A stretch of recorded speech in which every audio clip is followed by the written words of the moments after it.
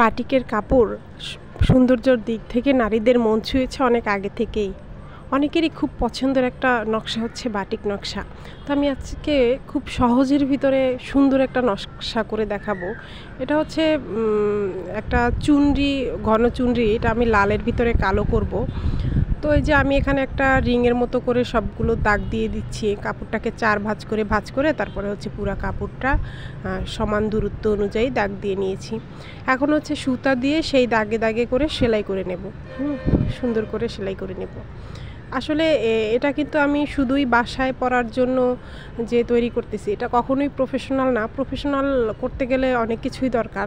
আমার অত ট্যালেন্টও নেই, আর আমি অত কিছু জানিও না। বাসায় পরার জন্য, নিজেরটা নিজে করার জন্য যতটুকু জানা দরকার আমি ততটুকুই জানি, আর এটাই হচ্ছে আপনাদের মধ্যে তুলে ধরেছি।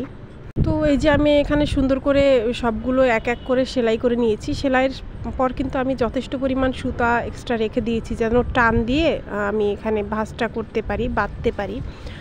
তো আমার হচ্ছে এক এক করে সবগুলো সেলাই করা শেষ। হ্যাঁ, এখন হচ্ছে বাঁধার পালা। তো আমি এখানে এই যে সুতাটার যেই পাশ এক্সট্রা রেখেছিলাম সেই পাশ ধরে এভাবে টান দিলেই হচ্ছে একটু ভাঁজ হয়ে যাবে। সেই ভাঁজে ভাঁজে এভাবে মুড়িয়ে মুড়িয়ে পেঁচিয়ে দিলেই হয়ে যাবে। একটু টাইট করে শক্ত করে বাঁধতে হবে। বাঁধাটা যত সুন্দর হবে বাটিক ডিজাইনটাও তত সুন্দর হবে। বাঁধার উদ্দেশ্য হলো যেতটুকু জায়গা বাঁধবো অতটুকু জায়গায় হচ্ছে লাল থাকবে, বাকিটা কিন্তু সবই কালো হয়ে যাবে। তো যতটা শক্ত করে বাঁধা যায়, মানে হাতের জোরে যতটা সম্ভব, তো অতটাই হচ্ছে শক্ত করে বাঁধতে হবে। তো এই যে দেখার সুবিধার্থে আমি আরেকটা বেঁধে নিচ্ছি। আসলে সবগুলো তো দেখানো সম্ভব না, যতটা সম্ভব।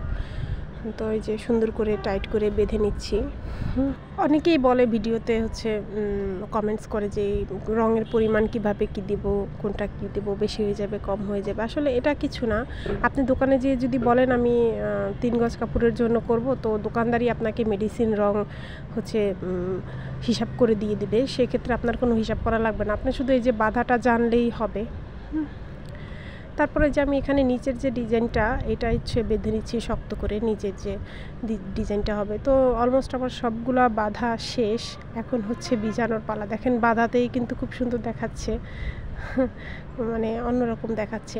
তো এই যে আমি গরম পানি নিয়েছি একটা বালতির ভিতরে। এরপরে হচ্ছে মেডিসিনগুলো দিয়ে দেব। এখন দিয়ে দেবো সেই বেঁধে রাখা কাপড়টা। মেডিসিনগুলো একটু নেড়ে চেড়ে বেঁধে রাখা কাপড়টা দিয়ে দেবো। এই যে কাপড়টা দিয়ে একটু যে একটা লাঠির সাহায্যে একদম চুবিয়ে চুবিয়ে নিতে হবে, সুন্দর করে উল্টে পাল্টে চুবিয়ে চুবিয়ে নিতে হবে। এরপরে রেখে দেবো 10 মিনিটের জন্য। 10 মিনিট পরে পরিষ্কার পানি দিয়ে ধুয়ে ফেলতে হবে। এই যে আমি এখানে ধুয়ে নিচ্ছি ঠান্ডা পানি দিয়ে, সুন্দর করে ধুয়ে তারপরে হচ্ছে গিট্টুগুলো খুললেই হবে। যেহেতু অনেক শক্ত করে বাঁধা, একটু খুলতে সময় লাগবে, সাবধানে খুলতে হবে। এই যে আমার খোলা শেষ, আর আমার ফাইনাল রেজাল্ট হচ্ছে এই। মানে দেখে খুবই অবাক লাগতেছে যে আসলে এত সুন্দর হয়েছে, বোঝাই যাচ্ছে না যে বাসায় কাজ করা হয়েছে। তো আপনাদের কাছে কেমন লেগেছে অবশ্যই কমেন্টস করে জানাবেন, আর এ ব্যাপারে যদি কোনো প্রশ্ন থাকে অবশ্যই আমাকে কমেন্টস করবেন কিছু জানার থাকলে।